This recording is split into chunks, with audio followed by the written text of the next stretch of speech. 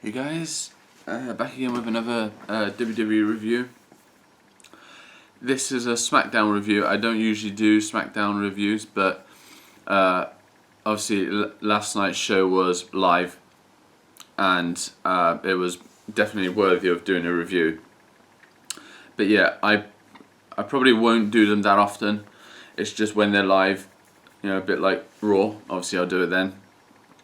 And it was a really good show actually. To begin the show, we had the tag team title match between the New Day and the Lucha Dragons, which was really solid match. It was pretty decent. There was some good back and forth action, and then obviously at the end, the New Day picking up the win with Big E getting the pin on Sin Cara. So yeah, I mean, I've said a few times I didn't really mind either way, because obviously the best grouping in WWE is the New Day. That's obvious. Sorry guys, I've got a bit of a cold. But yeah, I think, like I said in my Raw review, they're so good and charismatic. I don't think they need the titles, but obviously I'm happy they've got them. But I think the Lucha Dragons, I've definitely been really impressed lately with the Lucha Dragons there, and especially Kalisto. He's amazing in the ring, and I think he could go really far in the WWE. So yeah, I didn't really mind either way, but I thought the New Day would win, and obviously they retained the title, so that was pretty cool. Then we had the match, and it's been. When the Wyatt family came out and they were ready for a match, I just knew who it was going to be against, and it's just the same old shit. This was the one part of the show that just really annoyed me. So you had the Wyatt family against the Dudley Boys, Ryback and Kane. So on Raw it was Tommy Dreamer. This week it's Ryback. I mean, who's it going to be next week? Santino Marella or something? Like, just we need to just.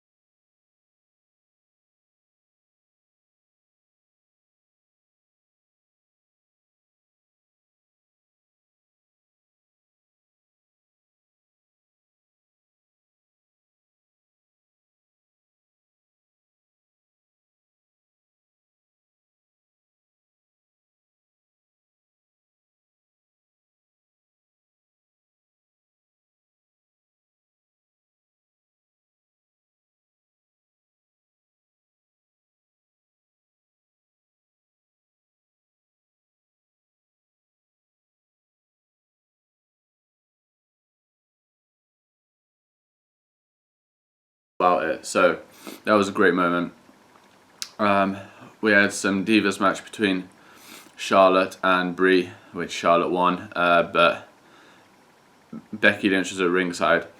And then Team Bad came out and kind of like threw their drinks on Becky Lynch and attacked her out the ring.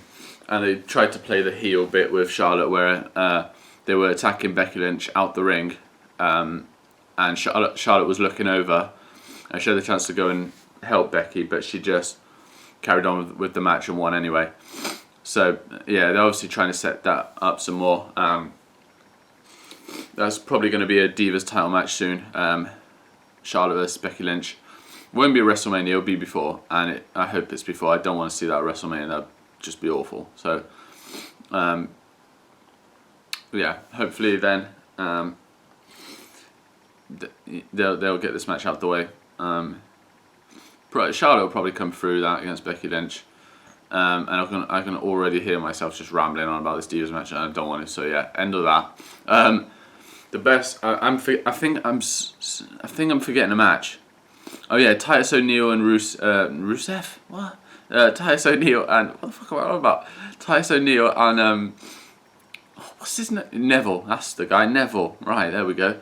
Titus O'Neil and Neville, because they had like a backstage moment with Santino, who was making loads of Christmas decorations, and basically Stardust and the Ascensions ruined it all, which you didn't actually see.